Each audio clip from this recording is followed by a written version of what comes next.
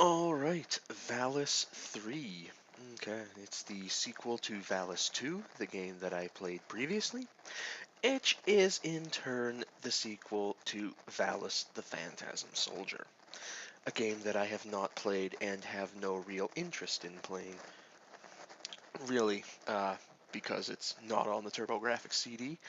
Not necessarily because of that reason specifically, but it is an older game, and the TurboGrafx CD is pretty much the only uh, highly advanced system at that time. And while it was released later on in Japan, uh, it's only in Japanese, and since it's a Super CD-ROM game, it has a great deal more media and cutscenes and voiceovers that I cannot understand. So I will leave that to the annals of history. Alright, so Valis 3. Uh, there's not a whole lot to say about it necessarily. It's pretty much like not the first, I guess I could call it the first game since it was the first released on this system in North America. Uh, that is Valis 2. Uh, there's not a whole lot to say about it. I mean, it continues the story, and you're pretty much just, I don't know if there's a whole bunch more sort of lore involved in this game that people in Japan would know very well, but as far as I know, this Magus guy pretty much just comes out of the ether and starts threatening both the dream world and Earth as well. Um, so or is it Magus? No, I think it's Ramses at this point. Sorry, I think Magus it was in the second one. Sorry. So Ramses, I'm not even sure if he's like the brother of the Rogueless King, um, or anything like that. I can't really remember honestly. I was just honestly trying to get through this game. I don't have any real problems with this game, like in terms of gameplay wise, well, other than the horrific white in the knuckle, teeth clenching until your enamel cracks difficulty of the game. I mean, seriously, yeah, I'm definitely playing this on an emulator and everything, contrary to Valis 2, which I played entirely on my actual console using an authentic CD, simply because I remember it being a whole lot more difficult the first time I played it, and yes, it absolutely is. Believe me, I am very glad that I played it on the emulator and had access to luxuries such as save state features and everything, as well as not console cheats, but hex editing cheats. To be honest, I couldn't have beat this game. I couldn't have gotten past this second level here. Like I'm playing as Char right now. I think that's the character. Um, I could not have gotten past this level honestly. And at this point, it was a really easy solution. I had to. Um, I don't know. I had to like sort of baseball slide. I had to skid myself onto the other platform here. But so like I'm just looking at this and everything, and like I cannot make this jump. Like I try to do it like maybe 50 or 60 times. Honestly, I swear to God, it's insane. And believe me, it gets worse. I don't know if the if what I'm talking about will last as long into this heavily sped up video of my own gameplay footage, but it's kind of like in a water temple level. Believe me, my God, I probably spent half an hour trying to get past this one area of platforms, and I didn't realize, because I had to actually look it up on a separate gameplay video, that I had to use one of the character's magic powers to freeze the enemies on screen, and then I could jump on top of them and use them as sort of levitating stepping stones to get my character where I wanted them to be. And like at that point, I just said, you know what, fuck it. I'm gonna pause the emulator, and I am going to use the, because at this point I'd been using cheats, endless time, infinite health, infinite magic, and I think that's it at the time. Maybe like max attack or max sword power or something. I'm not sure, but and the thing with that is, yeah, it gave me infinite health, but my character would still register getting hit, right? So, Yuko or Char or whatever the other lady was, I can't remember her name. But yeah, whenever they'd get struck by an enemy, they would kind of default into this kind of recoiling backwards falling animation, which I gotta tell you, it made playing the game so fucking difficult, honestly, and it didn't help anything at all, right? It was just there to make the game harder. You would get knocked back and you'd kind of do like a somersault and everything, and then you'd get knocked off platforms, or you'd fall off the game screen, then you'd die, and then you'd have to start the level over again. But of course, as you can see, I'm using the save state feature to just kind of speed up the whole process, just kind of expedite it. But so yeah, no, I mean, like it was. This game is way the fuck too hard, if you ask me. And I mean, nobody wants to make a game that's too easy, but I mean, to be honest, like, and it's not the only hard game in the world, right? And I mean, nowadays, I mean, it's just a novelty, right? Everything like, what, Demon Souls or something, or Dark Souls, like, everybody says that game is really hard. I'm not sure if I'm even using the right game, honestly. But, no, it's like when you buy a game like 20 or 30 years ago, mainly like 30 years ago, because they were a whole lot more, or they weren't as complex. Honestly, they were a lot simpler. Um, I mean, if the game was too hard, if it's a platformer that relies heavily on your eye-hand coordination, upon your ability to time your jumps, time your attacks, and I don't know what the hell this is. Like, sometimes my character would get stuck in an animation, and I don't know if it was because of a cheat I was using, or, yeah, and then this guy, I don't know.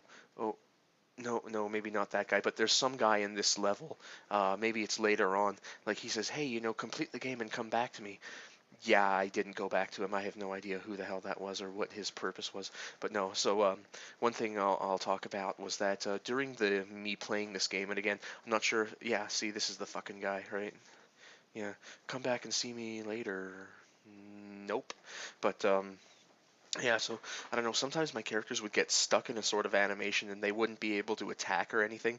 And I don't know, like sometimes I had to reload a save state or something, or like kill my character. But other times, if I just kind of mucked around with the buttons, like kind of rolled the D-pad around and around and around, or pressed the buttons a whole lot, it would kind of release my character from this weird kind of glitchy bondage. But yeah, I don't know. Valna, that's her name, I think. Yeah. So, yeah, no, I have no idea what that was all about. And it pissed me off whenever it happened because I was like, what the fuck is going on here, right? So, I don't know if that's in the original game or maybe it's an issue with the cheats I was using or the emulator itself, which is Magic Engine, obviously. Uh, yeah, no, but that kind of stuck in my craw, really. So, but no, I like the ability in this game to change between different characters, even though they are essentially the same sprite with just slightly modified attack abilities. Um, there's more cutscenes. They're better animated. Uh, they're yeah, in comparison to Valis 2, they look somewhat better, I would say. Yeah, no, and here's the fucking level. God damn, I hate these. It seems that a lot of older video games have them, like, or if they're not just platforms that kind of, or like conveyor belt sort of things that just push you in one direction or ram you forward in the other direction really, really fast, and then you have all these waterfalls or water currents or uh, rivers and shit falling from the ceiling that are just there to make it so fucking hard. And again, you don't have a whole lot of lives in this game, right? So I don't know. I don't know how to save the game. It seemed that you could load a saved game, but yeah. See, I have to. Yeah, I guess the magic's there for you to use, but I mean, I don't know. It just seemed that they were making the game too hard for what they were trying to do, right? I mean, like, as I was saying in this game, I kind of got sidetracked when I was saying this. Uh, when you have, yeah, well, I guess I was freezing the characters at this point, and it just didn't occur to me that I could jump on them, because I mean, why would it, right? Um, So, I mean, you're making a game, right? And the games are very simple. This is like late, or any time from the early 1980s all the way up to the early 1990s. At that point, games were very simple. They were very straightforward. You really only had one thing to do. Here's the next level. You'd get through it, and then you go on to the next level. And then after several levels of that, you beat the boss, however many there are, and then you beat the game, right?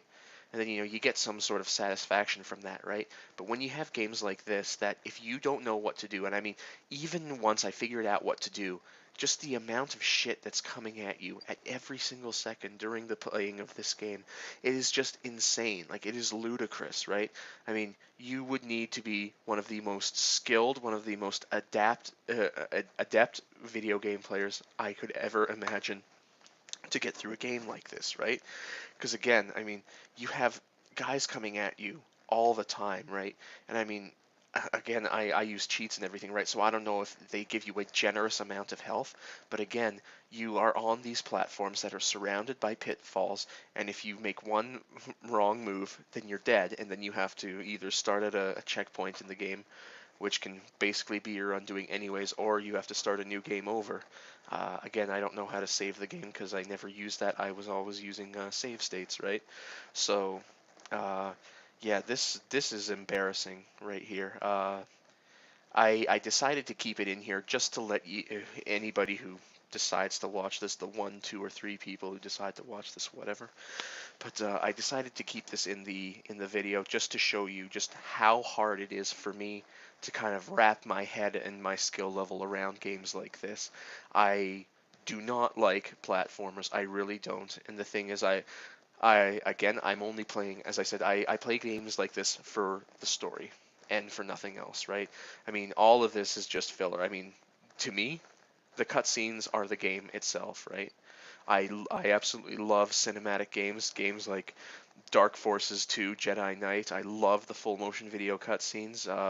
I liked Phantasmagoria 2. I'm a big fan of full motion video games because to me, I would rather video games be somewhat a passive experience, somewhat.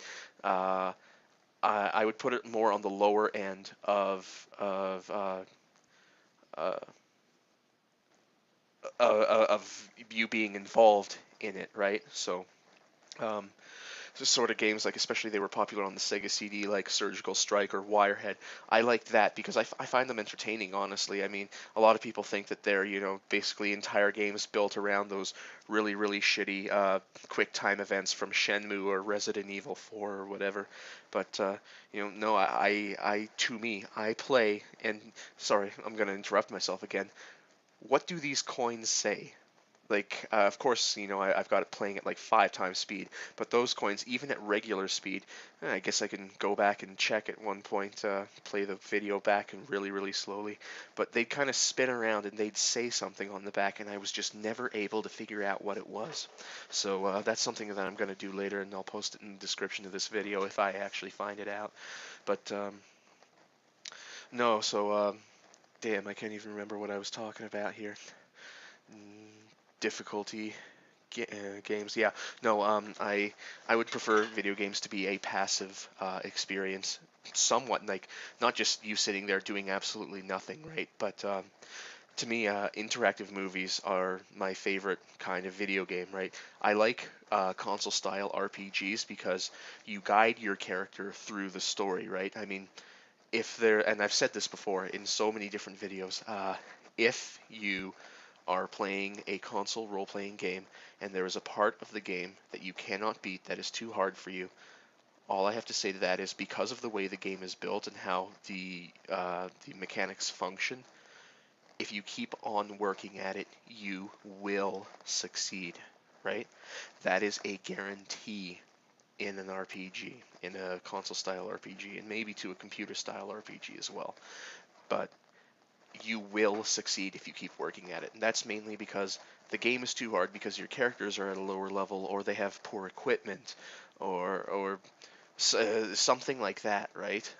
Maybe you need to learn a spell or something. So, and again, but if you keep working at it, you will succeed. And I've said this before, in a game like this, with so many random pitfalls that occur randomly in the game. I know it's the same level every single time, the same bad guys every single time. But again, you are surrounded by pitfalls. Everything's coming at you, flying at you, and everything like that. And you have more things than that, right? I mean, you have this quicksand in this level that's going on right now. I mean, the thing is that there is a chance, because of all of these variables being taken into consideration, and it's not just this game, it could be even something as simple as Super Mario World and some of the later levels, right? When you've got bullet bills flying at you. Again, I've said this so many times. Uh, I always have to say it to get it off of my chest. There is a chance that you will never be able to beat a game like this ever, even if you had a million years to do it, right? Because I mean, it's not guaranteed that you will beat the level, right? I mean, again, in a console style RPG, you can level up your characters until they can kill everybody with a single hit. You are guaranteed to win, right? But in a game like this, where everything is entirely variable based upon your eye-hand coordination, how much health you have, because there are no power-ups, there are no potions or anything. There are power-ups in this game, but there are no potions that you can stock up on and everything like that. And as far as I know, um, there's no on-the-fly save feature in this game. Which is again why I use cheats and the save state feature of the emulator itself. But again, as I said, there is a chance that you might not ever be able to beat this game. You might try for a million years and just keep dying, right? Simply because of, oh, maybe you forgot that that bad guy was coming, or maybe because you're in an ice level and you slide a little more, you fall off the platform, right? And you forgot about that, right? It's not necessarily likely that you'll never be able to beat it, but depending on your skill level and your ability to coordinate your eyes and hands and everything compared to what's going on the screen at the time, uh, yeah, like it might just be too hard and too much of a waste of time and energy to complete a game like this. And that's what I'd say to developers. I mean, even nowadays, right? I mean, not so much nowadays because it's just more of a novelty. As I said, like what Dark Souls or something, people say that that game is really, really hard. And I know I'm repeating myself here, but I would say that it is not in your best interest to make a game that is so hard that the average gamer won't be able to beat it, right? Because I mean, I don't know. I guess they kind of have this sort of thing in the bag, right? Because I don't know about return policies of every single store in every single country or something, but returning electronic merchandise I thought was always more difficult than to say, oh, I don't like this shirt, it doesn't fit, right? But I mean, if you buy a video game and you crack it open and then you use it and then you bring it back and you want to return it, some people won't actually take it, right? So I don't know. I don't know if that could be at like Best Buy or Future Shop back when it was still around or something. But yeah, no. So I guess yeah, they've worked a little deal for themselves that would, I guess, make it a good investment to build a game like this. So again, it's like I'm just thinking, like I try very hard. Like I know I use cheats and everything, but again, I try very hard at games like this to try and beat them, right? I mean, but it just gets to the point where you say, you know what, enough is enough. Like all I want to do is just complete the game, right? So I'm going to use cheats, honestly. And nowadays, I mean, like I don't play uh, online games or anything, MMORPGs. So I'm not going to get penalized by these companies for cheating and I don't know, getting whatever punishments they dole out to the players who end up cheating or hacking the game. But again, it's like when my dad used to be a gamer, honestly, but he hasn't been for like the last 20 years, and he said, I just got mad while playing the games too often, right? Like I wanted to beat them, and then my skill level wasn't high enough. I kept dying, especially on games like Diablo and Diablo 2. He said, you know what, like they were just too difficult for him, so he just ended up he just stopped playing. And uh, I play games for their story, as I said. I like the style of the game, as I said. I like the animation. I like the gameplay when it's bearable, I would say. So I said, you know what? I'm not going to just throw away an entire aspect of my personal life, of my free time, just because at some points it gets a little too difficult. So I just said, you know what? That's why I use cheats, honestly. That's why I use cheats, and you know, I'm not going to stop, right? Some games I've played without cheats, as I said, like Loom, that wasn't necessarily a cheating game, but as I said, I like the game that you can't die in Loom necessarily. it's a more of a passive experience, although you're still in control, right? So after that huge diatribe, we have Valis 3. As I said, I like the animation and everything. Uh, and at the end of this game, Yuko becomes a goddess. She transcends into the kingdom of the Mormons and sits at the right hand of Elohim. Yes, she does. She has her own planet to rule over, the Dream World. Who knew that the LDS Church got it all right? Well, that's the end of this review. Thanks for listening if you did. Skwatter out.